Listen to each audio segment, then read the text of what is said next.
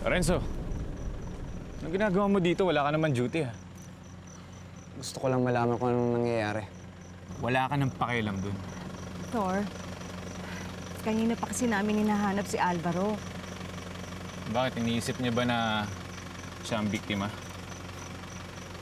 Hindi malayo yun. Dahil nabalitaan namin na miyembro ng isang sindikato ang biktima. Bakit hindi niyo alam? Walang bangkay? May dugo, pero walang bangkay.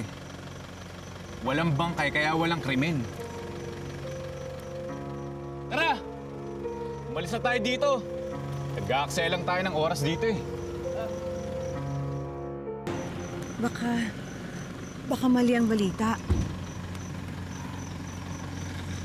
Walang salvage talaga naganap dito. May mga nakausap po ko, nakatira malapit dito eh.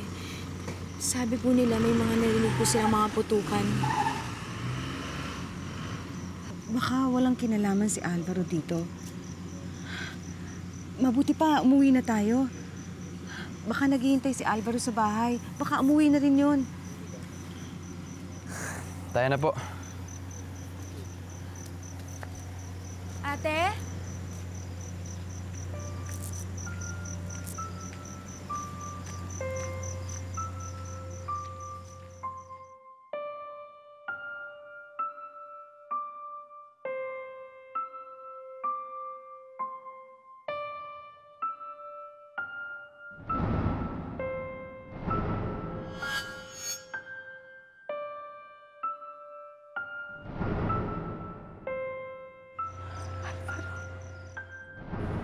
Regalo ko sa'yo.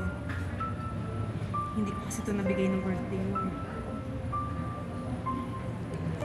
Nagabala ka pa.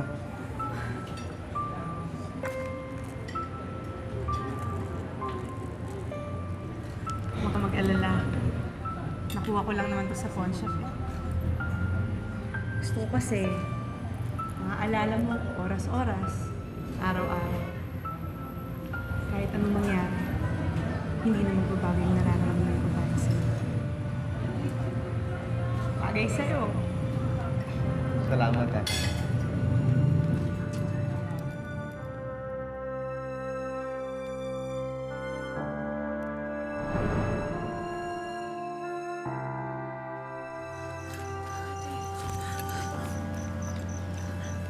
Regalo ko ito kay Alvaro. Sa kanya ko ito pagpastat.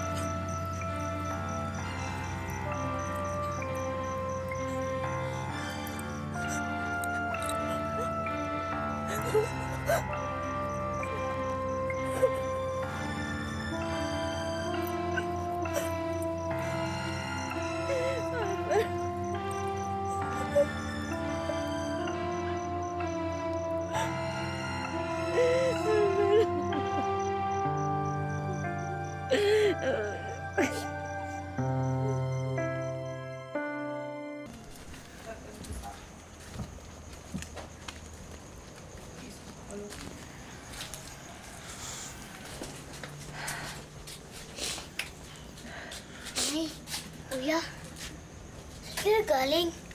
Nagising na lang ako pero wala kayo. Ah, alam ko na. Baka hinahanap niyo si Kuya Alvaro, no? Saan po siya? Hindi na uuwi ang Kuya Alvaro mo. Bakit po?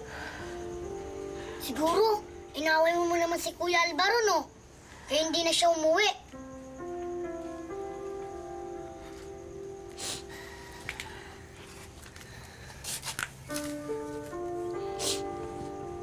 Okay. Ayoko sa'yo. Palagi mo inaaway si Kuya. Umalis tuloy siya. Okay.